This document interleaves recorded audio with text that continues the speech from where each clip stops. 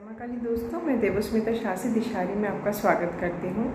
मैं जो ये सीरीज़ लेके आ रही हूँ ये हर एक ग्रह के बारे में है, जिसमें कि आपको मैं हर एक ग्रह के बारे में बता रही हूँ कि कौन सा ग्रह अगर किस तरीके से ख़राब होगा तो आप उसको कैसे ठीक कर सकते हैं, या ख़राब होने के लक्षण मैं आपको बता रही हूँ। अगर अच्छा भी है तो उसके लक्षण से भी आप पता लगा सकते हैं कि आपका जो ग्रह है वो कैसा है, ठीक है या ख़राब पोजीशन में है। तो आज मैं जिस ग्रह के बारे में बता रही हूँ वो बृहस्पति ग्रह है।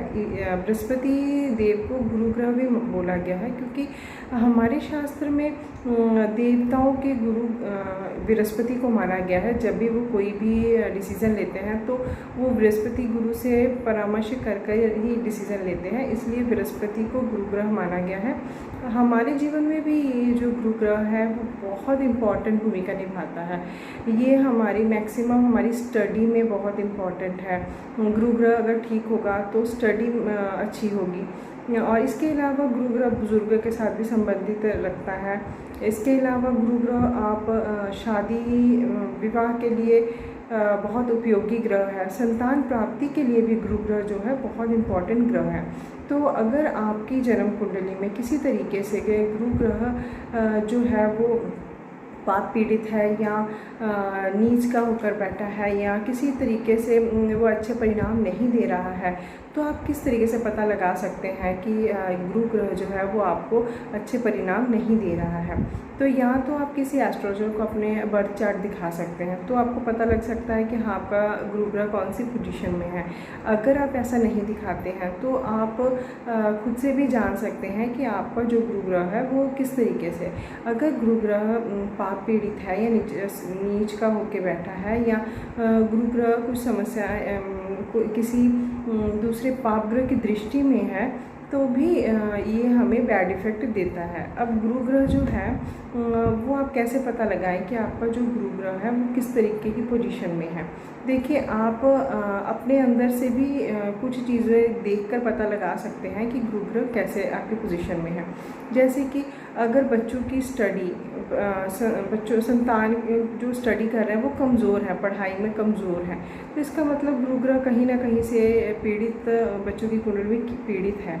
अगर आप देखते हैं कि विवाह में विलम्ब हो रहा है तो इसका अर्थ है कि कहीं ना कहीं गुरु ग्रह इससे संबंधित ज़रूर है, गुरु ग्रह की खराब पोजीशन से संबंधित है।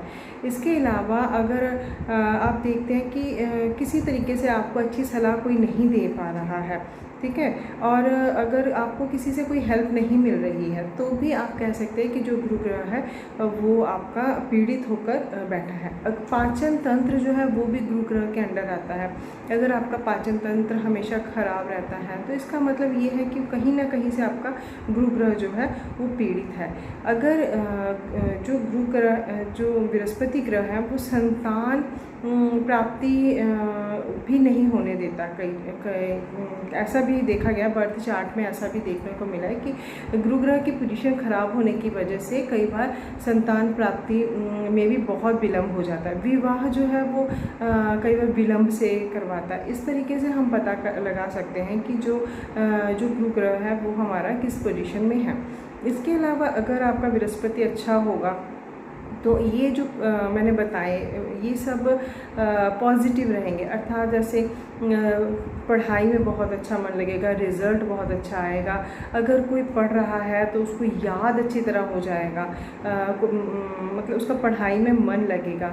विवाह के अगर बृहस्पति आपका सही पोजीशन में है तो विवाह में विलम्ब नहीं होगा, विवाह सही समय से हो जाएगा। इसके अलावा संतान प्राप्ति जो है वो गुरु ग्रह के अंडर में आती है। अगर आपका गुरु ग्रह सही है तो आपको संतान प्राप्ति, सुसंतान की प्राप्ति होगी। इसके अलावा गुरु ग्रह अगर बृहस्पति ग्रह अगर अच्छा है तो अच्छे पद की प्राप्ति भी होती है, उच्च पद की प्राप्ति होती है। ये इस तरीके के कुछ सिम्टम्स हैं। इसके अलावा जो है अगर बृहस्पति अच्छी पोजीशन में होगा तो इंसान थोड़ा सा कंजूस होगा, उसमें पैसा तो उसके पास बहुत होगा पर खर्चने में थोड़ा सा कंजूस होगा। इसके अलावा जो है जो बृहस्पति अगर अच्छी पोजीशन में होगा तो आपको मान सम्मान की बड़ी प्राप्ति मिलेगी, चारों तरफ से आपको हेल्प मिलेगी। आपके जो गुरु हैं या बड़े बुजुर्ग हैं वो आपको अच्छी सलाह दे सकते हैं, आप उनकी सलाह से आपको लाभ प्राप्त होगा। इस तरीके से भी जो बृहस्पति वो काम करता है। बृहस्पति जो लीवर, जो हमारे शरीर का लीवर है उस पर भी बृहस्पति की दृष्टि रहती है, तो अगर बृहस्पति खराब होगा तो उसमें भी प्रॉब्लम हो सकती है। इसके अलावा अगर बृहस्पति खराब होगा तो पीलिया, जिसको हम जॉन्डिस बोलते हैं, वो भी हो सकता है। इस तरीके की चीज़ों से पता चलेगा कि बृहस्पति हमारा ख़राब पोजीशन में है या हमारा अच्छी पोजीशन में है। अगर बृहस्पति आपका ख़राब पोजीशन में है तो आप किस तरीके से बृहस्पति को अपनी सही पोजीशन में ला सकते हैं। तो कुछ मैं आपको ऐसे रेमेडीज़ बताऊंगी जिसको आप प्रयोग करें, इससे आप देखेंगे कि आपका बृहस्पति ग्रह जो है वो सही तरह से काम कर रहा है। तो आपको क्या करना है, सबसे पहले गुरु को सही करने के लिए आपको अपने घर के बुज़ुर्गों का आशीर्वाद लेना है। सबसे पहले ये काम कीजिए, आप बुज़ुर्गों को प्रणाम कीजिए या बुज़ुर्गों का आशीर्वाद दीजिए, उनसे अच्छी तरह से बात कीजिए। इससे भी बृहस्पति ग्रह जो है वह अच्छे रिजल्ट देना शुरू कर देता है। घर में बुज़ुर्ग माताओं का या घर की जो भी लेडीज़ है उनका अगर आप सम्मान करेंगे तो इससे भी गुरु ग्रह बहुत प्रसन्न होते हैं। इसके अलावा आप ओम ब्रह्म बृहस्पताय नमः का जप भी कर सकते हैं, ये जप भी बहुत ज़्यादा अच्छा रहता है।